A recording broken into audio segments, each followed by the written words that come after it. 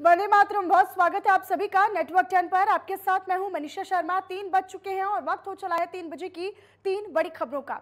शिवसेना में मची तकरार के बाद उद्धव ठाकरे के इस्तीफे के बाद महाराष्ट्र में करीब हफ्ते भर से जारी राजनीतिक संकट अब करीब खत्म हो चुका है। और इस बीच सूत्रों के हवाले से ये बड़ी खबर भी मिल रही है कि शिवसेना बाला साहेब गुट अब बीजेपी के साथ मिलकर प्रदेश में सरकार बनाने जा रही है, यानी कि फडणवीस के लिए कुर्सी अब दूर नहीं है।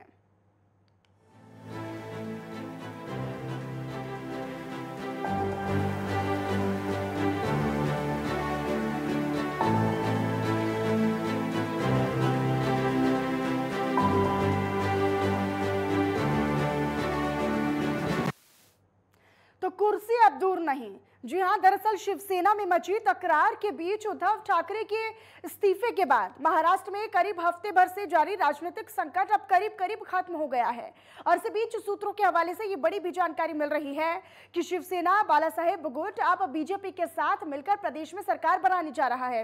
इस अपडेट के साथ कल महाराष्ट्र में नई सरकार का शपथ ग्रहण हो सकता है। वहीं सूत्रों के मुताबिक महाराष्ट्र के नए मंत्रिमंडल की शुरुआती रूपरेखा भी करीब तैयार हो चुकी है। और इसी दौरान बीजेपी और शिंदे गुट दोनों की तरफ से तीन मंत्री कल शपथ लेंगे।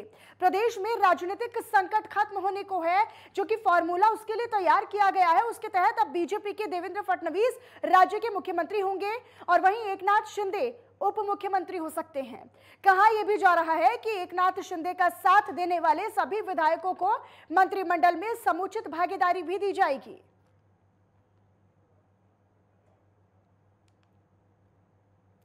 और इसी पर राजन मिश्रा हमारे सहयोगी हमारे साथ मुंबई से लाइव जुड़ चुके हैं, सीधा ज्यादा जानकारी और अपडेट देंगे। राजन, अभी देखिए बड़ी जानकारी मिली क्योंकि हफ्ते भर से जो राजनीतिक संकट चला आ रहा था वो खत्म हो चुका है। तस्वीर बिल्कुल साफ हो सकती है। 1 जुलाई को देवेंद्र फडणवीस की ताजपोशी भी हो सकती है। बिल्कुल, देखिए मनीषा, महाराष्ट्र में पिछले 1 हफ्ते से जो सियासी संग्राम चल रहा था अब जो है वो खत्म हो चुका है। महाराष्ट्र में एक नई सरकार बनने जा रही है और आपने मंत्री जो मंडल है उसका जिक्र किया। तो जानकारी ये मिल रही है कि ऐसे जो 9 मंत्री थे जो एकनाथ शिंदे गुट में थे, जिन्हें उद्धव ठाकरे की सरकार ने हटा दिया था, उन सभी 9 मंत्रियों को एक बार फिर से नई सरकार में मंत्री पद का एक ओहदा मिलेगा, उन्हें एक जिम्मेदारी मिलेगी। और कहा यह भी जा रहा है, जो नाम सामने आ रहे हैं जिसमें शामिल है दीपक केसरकर शामिल है, जो उद्धव गुट के बातों को मीडिया में आकर रखते हैं। इसके अलावा शंभूराज देसाई है, एकनाथ शिंदे खुद है, अब्दुल जी है। तो ऐसे कई जो है एकनाथ शिंदे गुट में जो विधायक है उनके नाम सामने आ रहे हैं। लेकिन थोड़ा सा जल्दबाजी होगा ये कहना कि किसे कौन सी जिम्मेदारी मिलेगी। फिलहाल किसी भी वक्त अब जो एकनाथ शिंदे मुंबई पहुंचेंगे और उसके बाद जो है देवेंद्र फडणवीस की बैठक होगी। हाँ, राजन, राज्यपाल से मुलाकात के बाद अब शाम को प्रेस कॉन्फ्रेंस भी होनी है। इस प्रेस कॉन्फ्रेंस को लेकर क्या कुछ अपडेट आपके पास? और बिल्कुल, देखिए ये जानकारी मिल रही है कि प्रेस कॉन्फ्रेंस होना है, लेकिन प्रेस कॉन्फ्रेंस कहाँ पे होना है? हो सकता है कि वो बीजेपी कार्यालय पर हो या फिर जो उनका बंगलो है सागर बंगलो, वहां पर ये प्रेस कॉन्फ्रेंस होगा। लेकिन पहले जो है एकनाथ शिंदे शिवाजी पार्क जाएंगे, उसके बाद देवेंद्र फडणवीस से मिलेंगे और उसके बाद जो है बैठक में क्या कुछ निकलकर सामने। और राजन, ये भी बेहद महत्वपूर्ण है क्योंकि महाराष्ट्र के नए मंत्रिमंडल की शुरुआती रूपरेखा भी करीब तैयार की जा चुकी है। ऐसे में पहले से ही ये साफ था और पहले से ही सभी दलीय मानकर चल रहे थे कि आने वाले समय में इस तरह की जो स्थिति है वो आ सकती है। और उसी को लेकर मंत्रिमंडल की अगर हम बात करें तो मंत्रिमंडल की जो शुरुआती रूपरेखा है, मंत्रिमंडल का स्वरूप क्या होगा वो भी तय किया गया। और यही वजह है कि जो 9 निर्दलीय, जिन्हें हम कह रहे थे, जो 9 बागी विधायक थे जिनको उद्धव ठाकरे की सरकार बनते ही यहाँ पर उनको मंत्री पद से हटा दिया गया था, अब उन्होंने भी जो शिंदे गुट है उनके साथ मिलकर यहाँ पर सरकार बनाने का दावा पेश किया और साथ ही साथ उन्हें भी मंत्रिमंडल में जगह मिल सकती है, मंत्री पद मिल सकते हैं। अब नई सरकार का फॉर्मूला तय हो चुका है और राजन, एक बार फिर से हमारे सहयोगी हमारे साथ जुड़े हुए हैं। राजन, देखिए, मंत्रिमंडल की हम बात कर रहे थे क्योंकि शुरुआत से ही तय था लगभग तस्वीर कि आने वाले समय में, आने वाले दिनों में, चूंकि हमने कल ही वो तस्वीर साफ हो गई थी और अब चूंकि 1 जुलाई को यानी कल तक हो सकता है कि देवेंद्र फडणवीस अपनी ताजपोशी भी करें। ऐसे में मंत्रिमंडल की शुरुआती रूपरेखा भी करीब तय हो चुकी है। किस तरह का मंत्रिमंडल होगा, कौन कौन इसमें शामिल रहेगा और क्या कुछ स्वरूप रहेगा मंत्रिमंडल का?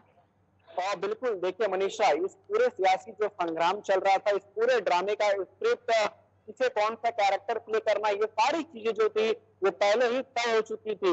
अब जो है वक्त है वो उस पूरे जो प्लानिंग को इम्प्लीमेंट करने का और इम्प्लीमेंट कराने की जो जिम्मेदारी है वो एकनाथ शिंदे की होगी। तो एकनाथ शिंदे गुट की जो लगातार जो डेली जो है एक बैठक हो रही थी, इसी को लेकर के किसे कौन सा जो है वो ओहदा मिलेगा, किसे कौन सी जिम्मेदारी मिलेगी, जिसमें मैंने आपको जिक्र भी किया कि अब्दुल सत्तार का नाम सामने आया, दीपक केसरकर का नाम सामने आ रहा है, शंभू राजे देसाई है, और उसके बाद अगर बीजेपी की बात करें तो चंद्रकांत पाटिल का नाम सामने आ रहा है, उन्हें जगह मिलेगी, आशीष शेलार को जगह मिलेगी, अतुल भास्कर का भी नाम सामने आ रहा है।